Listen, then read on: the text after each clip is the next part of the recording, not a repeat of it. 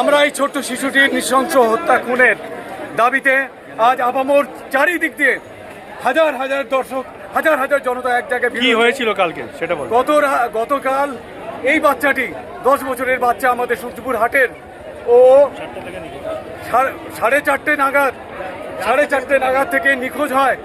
আমরা যাচ্ছিল তো সেইখানে এই 4:30 পর থেকে ওর এখানে বন্ধুদের সাথে খেলা করে।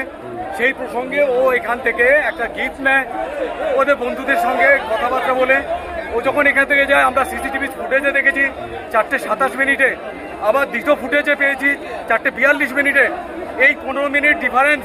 সেখানে মাত্র যেতে লাগে ম্যাক্সিমাম 2 থেকে 3 মিনিট। এখানে আমরা সন্দেহটা পোষণ করি। আমরা তৃতীয় কোনো একটা পাঠ ভবন আমাদের স্কুলে আছে, সেই ফুটেজটা সারা রাত ধরে যখন আমরা দেখি সেখানে ধরা পড়লো আমাদেরই গ্রামের পাশে প্রাথমিকভাবে সারা রাত ধরে নির্মম অত্যাচার চালিয়েছে। তার মাস্টার মাইন্ড ছিল গুলি ওরফে পরেশ, এবং তার যে সাঙ্গপাঙ্গ ছিল তার মধ্যে ছিল প্রবীর, আরেকজন ছিল আনন্দ, এবং আরো দুটো নাম দিবাকর, এবং আরো দুটো নাম উঠে আসছে রাজু এবং রাজা এবং ছোটু।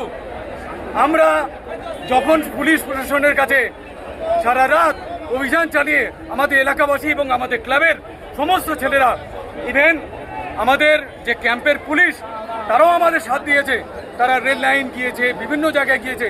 যাওয়ার পরে একটা সময় দেখা গেল যে পুলিশকে বারবার ফোন করা হয়েছে, কিন্তু প্রশাসনের তরফ থেকে সারা রাত যখন আমাদের বারবার যায়, একটিবার মাত্র এসে শুনে যাওয়ার পরে আর দ্বিতীয়বার কোনো প্রশাসনের তখন বডি পাওয়া গেল। বডিটা ঠিক সকাল 9টায় কিভাবে পাওয়া গেল? খুঁজতে যখন মেন যে আসামি যে ওর হাত ধরে নিয়ে রেল লাইনের দিকে নিয়ে গেছিল, তার নাম হচ্ছে গুলি, পরেশ ওরফে গুলি। ও বিভিন্নভাবে আমাদেরকে মানে ঘুরিয়েছে।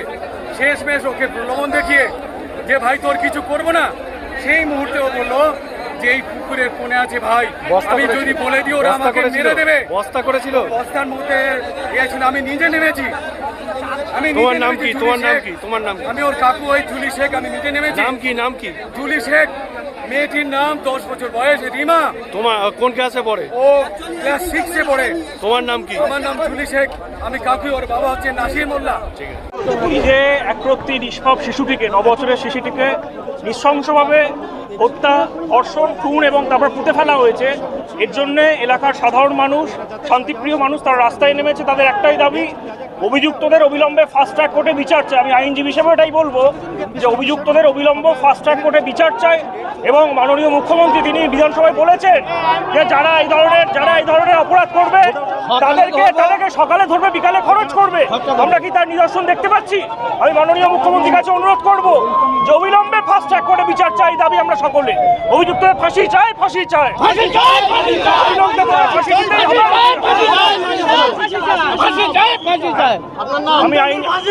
আমি আইনজীবী আজাদ মন্ডল, কলকাতা হাইকোর্টে প্র্যাকটিস বর্তমানে।